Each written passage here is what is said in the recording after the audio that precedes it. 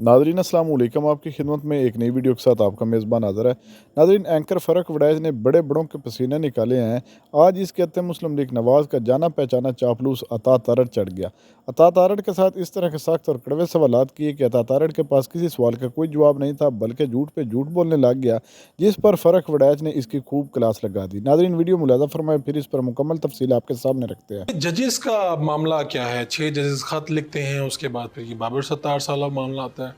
और बाबर साहब तो बड़ी दिलचस्प बातें उन्होंने कहीं बताई जो आई सामने कि अगर टॉप ऑफिशियल और वो बातें, तो क्या वो कहते हैं ना ज़माने में पनपने की यही हैं बातें कि एक जज कह रहे हों कि ये हो रहा है जनाब और मुझे कहा जा रहा है पीछे हट जाओ। किसी ने उनको कहा कि पीछे हट जाओ। ये जो प्लेइंग टू द गैलरी है ना, यानी साथ वाले कमरे में चीफ जस्टिस बैठा है, उसको ख़त लिखा गया, फिर उसको लीक किया गया। खुद लीक करते हैं ना, जो ख़त लिखता है वो लीक भी करता है उसको। 4-5 मीडिया वालों को फ़ोन करता है, भैया ये ख़त चला देना। सोशल मीडिया पे उस ख़त को लीक करता है।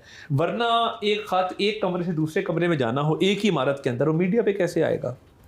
ये सस्ती शोहरत का जो शौक़ पैदा हो गया है, जो तासुर मिल रहा है, ये तासुर है आम लोगों का। अटॉर्नी जनरल ने बाबर सत्तार साहब को कहा कि ये जो आप ऑडियो लीक्स वाला केस कर रहे हैं, इस पे जो सवालात उठ रहे हैं, इसमें कुछ हसास मामलात हैं, आप इन कैमरा हियरिंग कर लें। अब बजाय इसके कि वो अटॉर्नी जनरल को कहते हैं कि ये पैगाम मुझे मत दो और ये पैगाम गलत है और मैं ये पैगाम नहीं लेना चाहता और आपकी ज़रूरत कैसे हुई, उन्होंने अटॉर्नी जनरल की बात तो सुन ली, मगर फिर खत लिख दिया कि मुझे कहा गया पीछे हट जाओ। इस सारी गुफ्तगू से अखज़ उन्होंने ये किया कि पीछे हट जाओ, इसके अलावा किसी ने कोई बराह रास्त रब्ता नहीं किया, ना किसी ने कहा पीछे हट जाओ। इतनी सी बात अटॉर्नी जनरल ने की थी कि जी मैं स्टेट का नुमाइंदा हूँ, स्टेट की तरफ से पैगाम ये है कि इसमें कौमी सलामती के मामलात हैं, हसास नौयत के मामलात हैं, आप इन कैमरा ब्रीफिंग कर लें। ये जजेस का मामला होता है। आप हुकूमत हैं, अटार्नी जनरल हुकूमत है, आप आते हैं प्रेस कॉन्फ्रेंस करते हैं, ये सब तो समझ में आ रहा है।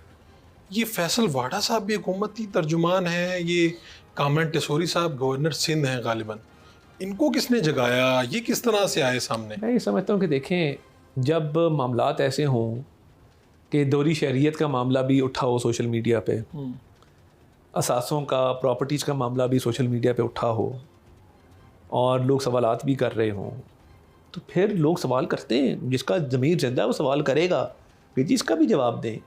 आप महाजा राय की सूरत हाल क्यों पैदा करते हैं इस मुल्क के अंदर? तो आप कह रहे हैं कि जिसके जहन में सवाल आए उसने एक ही दिन में सबने प्रेस कॉन्फ्रेंस कर दी, इस्लामाबाद प्रेस क्लब खुला और सबने प्रेस कॉन्फ्रेंस नहीं, कर ये दी। प्रेस कॉन्फ्रेंस इसलिए हुई कि ख़त लिखा गया ना। जी, जब ख़त लिखा गया है तो लोग तो बात करेंगे, उसका रिएक्शन है। उसका रिएक्शन आया। मगर बात यह है कि आप 9 मई का क्यों नहीं नोटिस लेते? क्यों नहीं कहते कि ये केसेस का फैसला क्यों नहीं हुआ? किसी का घर जला है, लोगों को वहाँ पे से दौड़ने पे मजबूर किया आपने लोगों की जानों को ख़तरे में डाला, उस पर नोटिस कोई नहीं है। ये ख़त बंदयाल साहब के दौर में क्यों नहीं लिखे जाते थे? ये 6 जजेस को तब ख्याल क्यों ना आया कि हम चीफ जस्टिस ऑफ पाकिस्तान को ख़त लिखें? लिखते हैं ना बंदयाल साहब को। क्या ये हकीकत नहीं है कि जजेस को धमकियां मिल रही हैं? आपके सामने एक ही दिन में चीफ जस्टिस पाकिस्तान हो, chief justice Lahore high court हो, इस्लामाबाद हाई कोर्ट हो, सबको खतूत भेजे जाते हैं।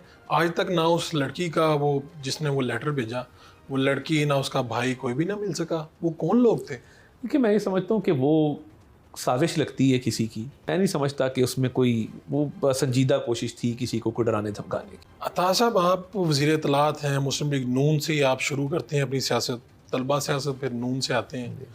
आज जब वज़ीर इत्तलात के तौर पे बात कर रहे हैं तो आपकी गुफ्तगू में एक एतमाद है और वज़ीर-ए-आज़म को भी आप पे एतमाद है। ये हुकूमत कैसे चलेगी कि जिसकी जनाब निजकारी का वज़ीर भी इधर से लिया है, ख़जाने का वज़ीर कोई और है, और जनाब दाखिला का वज़ीर जो सबसे इम्पोर्टेंट वजारत थी वो भी आपकी पार्टी का नहीं है? तो ये यानी हुकूमत का कॉन्फिडेंस कहाँ से आएगा? इतनी बेबसी क्यों है? यानी ये आपको पता होना चाहिए कि वज़ीर ख़जाना के वाले चौधरी फारूक साहब जी, PMLN के दौर में अटॉर्नी जनरल थे। ठीक है। वज़ीर ख़जाना के चचा मुस्लिम लीग नून के MNA रहे हैं जी, 1997 में भी, 2013 में भी। ठीक। अस्तुररहमान रमदे उनका नाम है। तो वज़ीर ख़जाना की फ़ैमिली तो पुरानी मुस्लिम लीग के साथ एसोसिएटेड, एफिलिएटेड है। ये नहीं कहा जा सकता कि उनका मुस्लिम लीग से वज़ीर ख़जाना खुद नहीं थे ना, नहीं, इसलिए मैं समझता हूँ उनके भाई एडवोकेट जनरल पंजाब रहे, फौत हो गए हैं। रज़ा फारूक उनका नाम था। तो ये बाकायदा मुस्लिम लीग नून में आ चुके हैं, बाकायदा मुस्लिम लीग नून पुराने हैं। इनकी पूरी फैमिली, मैं बता रहा हूँ, MNA रहे हैं, अटॉर्नी जनरल हमारे रहे, एडवोकेट जनरल रहे। तो मैं ये समझता हूँ कि उनका तो पुराना एक ताल्लुक है, उनकी भाभी हमारी सेनेटर रही है आयशा रज़ा फारूक। जी मैं बिल्कुल जानता हूँ। तो मैं तो समझता हूँ कि वज़ीर ख़जाना के साथ जितना हमारा ताल्लुक है किसी और का नहीं आप कह रहे हैं वज़ीर खाना मुस्लिम लीगी हैं? बिल्कुल मुस्लिम लीगी है, मुस्लिम लीग नून के टिकट पे सेनेटर बने हैं। और वज़ीर दाखिला? वज़ीर दाखिला देखें, मोहसिन नकवी साहब की इस मुल्क में एक काविश है, बतौर बिजनेसमैन उन्होंने अपना कैरियर शुरू किया और बड़ी काबिलियत के साथ किया। जिस फील्ड में भी गए हैं अपना लोहा मनवाया, वो बिज़नेस हो, मीडिया हो। बतौर वज़ीर आला पंजाब आप उनकी परफॉर्मेंस को देख लें, न्यूट्रली आप देख लें। बदकिस्मती है कि 9 मई का वाक़या उस दौरान हुआ और उन पे सियासी एक लोगों ने जो है वो तनकीद की बहुत ज़्यादा। उनका कसूर तो नहीं था, मगर मैं ये समझता हूँ कि मोहसिन नकवी काबिल शख्स है और जिस ओहदे से अल्लाह ताला ने उसको नवाजा है वो उसका अहल है। हमें उनकी सलाहियतों पे शक नहीं है, हम तो पार्टी की हुकूमत की तरफ देख रहे हैं कि आया क्या वज़ीर दाखिला लेवल के यहाँ पर और लोग मौजूद थे या नहीं थे? नहीं, देखें, हाउस में मैं समझता हूँ कि अगर हों भी तो राना सनाउल्लाह साहब इलेक्शन हार चुके थे इस दफ़ा, तो मैं समझता हूँ एक बेहतरीन इंतखाब था। अगर राना सनाउल्लाह साहब इलेक्शन ना हारते तो वज़ीर दाखिला होते? ये हो सकता। तो ये केस दर केस खान साहब जो हैं वो बरी होते जा रहे हैं, क्या मामला है? यानी या तो केस ठीक नहीं बने या कुछ मामला किसी दूसरी तरफ बढ़ गया। मैं समझता हूँ कि देखें, केस तो ठीक बने थे। अदलिया के अंदर जो एक तासुर पाया जा रहा है और जिस तरीके से कुछ लोग वहाँ पे बैठ के एक सहूलतकारी का तासुर दे रहे हैं, नज़र आ रहा है। तो ये तो मैं समझता हूँ कि बड़ा क्लियर एंड कट केस था 190 मिलियन पाउंड का। यही केस किसी और सियासतदान पे होता तो शायद बेल ग्रांट ना होती। मैं थोड़ा सा आपसे इख्तलाफ करना चाहूँगा। आप ही के पार्टी के जो रहनुमा हैं राना सनाउल्लाह, उन्होंने इंटरव्यू में कहा कि ये कोई ख़ास इतना केस नहीं है, इसमें से जल्द वो हो जाएंगे और कुछ दिन बाद ये भी, यानी हम आजकल की बात कर रहे हैं तो उसमें से आप भी कानूनदान हैं, वो भी कानूनदान। बंद लफाफा आया काबीना के अंदर, ज़मीन ली गई उसके एवज़, वो बंद लफाफा खोला नहीं गया और अरबों रुपए का जो है वो राइट ऑफ कर दिया गया मामला।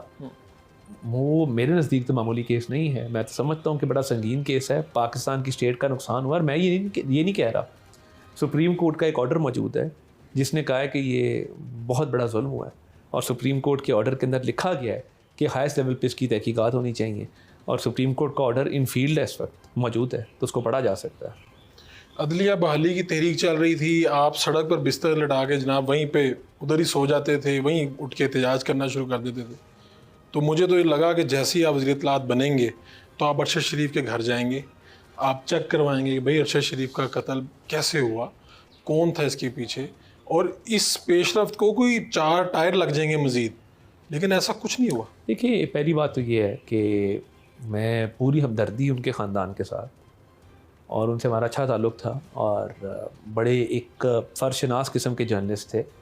इस पर एक कमीशन बना है, मामला अदलिया के अंदर है। केस को तेज़ करना, केस को आगे बढ़ाना उस कमीशन का और जिस अदालत में केस है उसका काम है। मिनिस्ट्री ऑफ इंफॉर्मेशन ना प्रोसिक्यूट करती है ना केस को आगे फॉरवर्ड करती है, बट हाँ हमारी हमदर्दी ज़रूर है। मतीउल्लाह जान है, असद तूर को घर में मारा गया था, तो इस सब में भी आपको खास नजर करम है आपकी? असद तूर के घर भी गए जब उस वक्त गए, ओपोजिशन में थे और इजहार नहीं, ओपोजिशन में होने की बात नहीं है, इजहार हमदर्दी करने गए और मजम्मत की उस वाक़े की कि ऐसा वाक़या नहीं होना चाहिए था। मती साहब भी हमारे दोस्त हैं और भरपूर उसकी मजम्मत करते हैं और अगर उनके पास शवाहिद हैं तो सामने ज़रूर लाने चाहिए। अगर इस्लामाबाद पुलिस के पास कुछ शवाहिद हुए, ICT के पास कुछ शवाहिद हुए, तो वो सामने आने चाहिए कि कौन लोग थे, किसने किया, क्यों किया। ये तो पुलिस का काम है, तहकीकाती इदारों का काम है ना कि इसको पता करें कि क्या मामला था, तो ज़रूर पता लगना चाहिए हमें। बिल्कुल। तो इमरान रियाज भी बाजियाब हुए थे, तो कोई रिपोर्ट इंफॉर्मेशन मिनिस्ट्री में भी आई थी कि ये आपके पास कहीं फ़ाइल वगैरह आई कि ये किस तरह से बाजियाब हुए, कहाँ अगवा हुए, किसने अगवा किया? इमरान रियाज साहब के वाले कोई रिकॉर्ड वगैरह कोई रिपोर्ट हमारे पास नहीं आई। तो आप ये समझते हैं कि यार ये जो सहाफ़ियों पे इस तरह के हमले होते हैं किस तरह से रोके जा सकते हैं? मतलब आपकी मैं क्या ये समझता हूँ कि बड़ी बदकिस्मती है और सहाफ़ियों पे बिल्कुल हमले नहीं होने चाहिए। अनफॉर्चुनेटली एक ट्रेंड बन गया इस मुल्क के अंदर कि बहुत सारे ज़ाती नौयत के भी मामलात होते हैं, उनको भी स्टेट पे डाल दिया जाता है। और मैं ये समझता हूँ कि आज़ादी इज़हार राय का हक़ आइन के अंदर दिया गया है, आज़ादी सहाफ़त का हक़ आइन के अंदर दिया गया है एज अ पॉलिटिकल एक्टिविस्ट। तो इन मामलात को हल करने के लिए मैं समझता हूँ तमाम स्टेक होल्डर्स को इकट्ठा होना होगा। लोगों ने बातें तो बड़ी की, ये इसहाक डार साहब का नायब वज़ीर आज़म बनना, ये शहबाज शरीफ साहब का अपना फैसला था या नवाज शरीफ साहब की राय थी, क्या था, हुआ क्या, देखिए, और इसकी ज़रूरत क्या महसूस हुई? माजी में भी बहुत सारे सीनियर सियासतदान नायब वज़ीर आज़म रहे हैं, और रई साहब रहे हैं, नुसरत भुट्टो साहिबा रही हैं, बहुत सारे लोग रहे हैं। तो पार्टी ने बेहतर समझा, और ऑब्वियसली मशवरे के साथ ही फैसले होते हैं। कैसे करेंगे कि एक सूबे का वज़ीर आला कहे कि मैंने जनाब उधर पेस्को पे कब्ज़ा कर लेना है, मैंने ये गवर्नर की जो एंट्री बंद कर देनी है, फिर वो कर भी देते हैं, प्रैक्टिकली गवर्नर नेक्सी ख़त्म कर देते हैं। तो आप लोग तो ये यानी इस्लामाबाद से केपी का क्या फ़ासला है, बिल्कुल साथ ही है, ये बाउंड्री लगी हुई है, किस तरह से ये मैनेज होगी चीज़ें? अगर वाकई उन्होंने बिजली घरों पे कब्जे करने शुरू कर दिए, वफाक की चीज़ों पे बैठ के जाके और ख़ुद ही कहा कि मैं सारा कुछ खुद करूँगा, तो कैसे निपटेगी ये हुकूमत? गिदड़ भपकियाँ, मैं नहीं समझता कि ये कोई संजीदा बात है कि हम टीवी कब्जा पे कर बयान लेंगे। चल रहे हैं बयान, तो 100 तरह के चलते हैं। और देखिए, वफाक ने कोशिश की कि बड़े दिल का मुजाहरा किया जाए और अवाम का नुकसान नहीं होना चाहिए सियासी लड़ाई के अंदर। प्रॉब्लम ये है कि जेल में जाके जवाबदेही होती है, तुम मिले थे, तुम क्यों मिले थे, तुमने हाथ क्यों मिलाया था, तुम उनके साथ जाके मिलते हो। अब वो बयान दे के जेल वाले को खुश करते हैं कि हम माजरा हमने पूरी लड़ाई लड़ी हुई है। तो मैं नहीं समझता कि ऐसे को मामलात होंगे कि कोई कब्ज़ा हो जाए या खुदा न खास्ता वो कोई मुहाज़रे की तरफ मामला चला जाए। ये वफाक और इकाइयों ने मिलकर चलना है इस मुल्क की सालमियत की खातिर, मुल्क की अवाम की खातिर।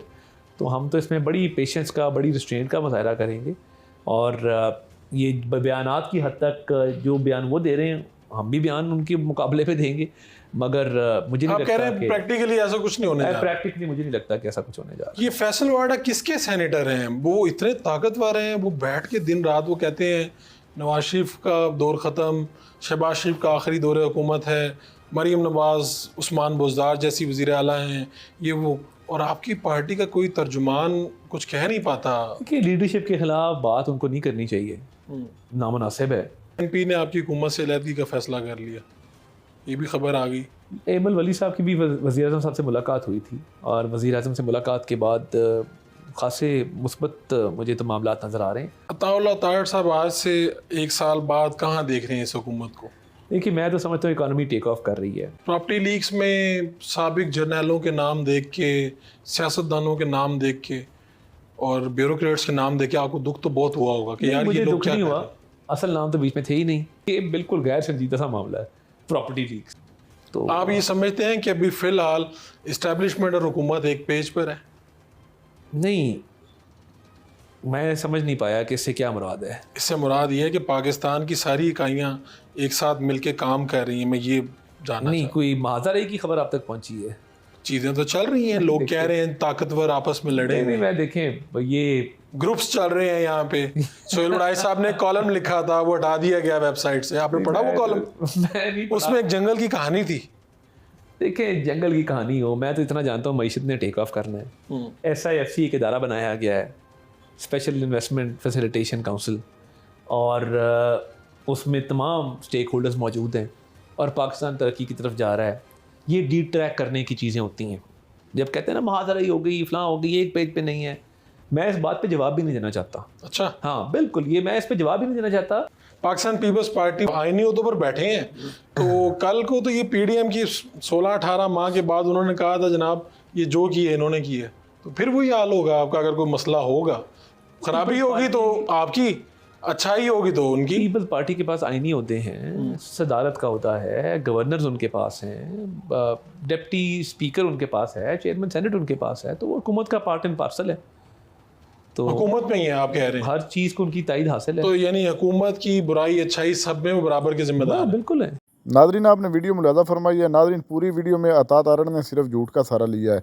नादरीन, मुस्लिम लीग नवाज़ वालों ने इसको सिर्फ झूठ बोलने के लिए रखा हुआ है और उन झूठों की वजह से इसको वज़ीर इतलात बनाया गया है। नादरीन, ये पार्टी का बड़ा जाना पहचाना चापलूस है और मुसलसल अपनी पार्टी की तरफदारी में लगा रहता है। नादरीन, फ़रक वड़ैज ने जितने भी सवालात की, एक सवाल का भी जवाब इस शख्स ने सच पर मबनी नहीं दिया, मुसलसल झूठ का सहारा लेता रहा। नादरीन, देख लें, जजेस के बारे में कह रहा है कि जजेस उस वक्त कहाँ थे जब 9 मई का वाक़या हुआ, उस पर आज तक कोई फैसला ना किया गया। इमरान खान को जो है वो सहूलतकारियाँ जजेस ही दे रहे हैं और जजेस पर ताबड़तोड़ हमले कर रहा है। हत्ता के नाज़रीन जब इनके हक़ में फ़ैसले आते हैं तो ये जजेस को बड़ी शाबाश देते हैं और जब इमरान खान के हक़ में कोई फ़ैसला चला जाता है तो ये जजेस को भी बुरा भला कहना शुरू कर देते हैं। नाज़रीन यही मुस्लिम लीग नवाज़ की पुरानी आदत है और ये आदत इनकी फितरत में है और ये फितरत इनकी जो कभी है वो ख़त्म नहीं होगी। नाज़रीन आपने वीडियो मुलाज़ा फरमाई, इस वीडियो के बारे में और ख़ुसूसन अता तारड़ के बारे में आपकी क्या राय है? वीडियो के कमेंट सेक्शन में कीमती राय दीजिए और अगली वीडियो तक आपने मेज़बान को दीजिए इजाज़त। अल्लाह हाफ़िज़।